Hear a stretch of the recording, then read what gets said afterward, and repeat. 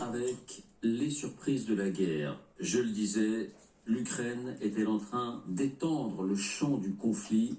Est-elle en train d'intervenir militairement de façon plus ou moins assumée en Afrique?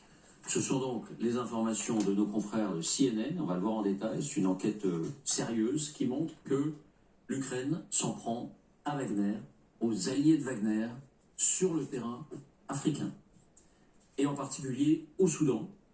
Donc les images de bombardement que vous allez découvrir semblent l'attester, effectivement, et nos confrères américains ont eu une confirmation officieuse de ce que oui, l'Ukraine intervient aussi militairement en Afrique lorsqu'il s'agit de contrer Wagner, les visées de Wagner. Voyons les faits, voici les indispensables avec Lucille Devillers. Bonsoir Lucille. Bonsoir David, bonsoir à tous. Donc quelles sont ces attaques, quelles sont ces cibles, quels sont ces éléments qui accréditent cette information d'une intervention militaire de l'Ukraine en Afrique contre les visées de Wagner? Eh bien, les éléments ont été réunis par 12 journalistes de CNN qui ont travaillé plusieurs jours et qui étaient leurs conclusions par de nombreux éléments. Le premier, le voici. Les journalistes se sont procurés les images d'une attaque. Les voici ces images, elles sont filmées vraisemblablement depuis un drone. Nous sommes à quelques kilomètres de la capitale Khartoum. On voit des hommes armés en train de monter la garde devant ces abris blancs, 4, peut-être 5 hommes, quand tout à coup, une frappe, la cible est atteinte, l'abri prend feu et un homme s'écroule au sol. Autre exemple, ce sont ces 2 soldats positionnés sous ces arbres et qui sont touchés par le drone kamikaze. Ou encore, celle-ci, on est cette fois au-dessus d'un quartier résidentiel. Ce sont les 2 véhicules garés près de ce bâtiment qui sont visés. La vidéo s'arrête juste avant l'impact. Là encore, la cible est atteinte, une épaisse fumée noire s'échappe.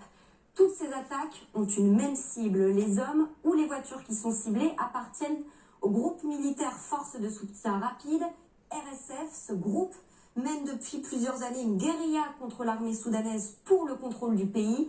Or, ce groupe tire sa force et ses armes du soutien de la milice Wagner, qui lui fournit une écrasante majorité de ses armes et un soutien logistique. Autre élément troublant, les journalistes ont pu établir que ces frappes ont eu lieu 2 jours seulement après que Wagner ait facilité un important convoi d'armes vers le Soudan, en provenance du Tchad. Il est question de centaines de camions. Mais comment être sûr qu'il s'agit bien d'attaques menées ou diligentées par l'Ukraine? Eh bien, c'est encore à partir de ces images que l'équipe de journalistes est parvenue à réunir tout un faisceau d'éléments. Premier élément, les drones utilisés. Les journalistes l'ont identifié. Il s'agit du drone DJI Mavic 3, portée 30 km, autonomie en vol 46 minutes. Signe particulier, ce sont exactement ces engins qu'utilise l'armée ukrainienne quotidiennement pour ses combats contre l'armée russe. Et c'est exactement la même méthode des drones qu'on peut trouver dans le commerce sur lesquels on bricole une charge explosive.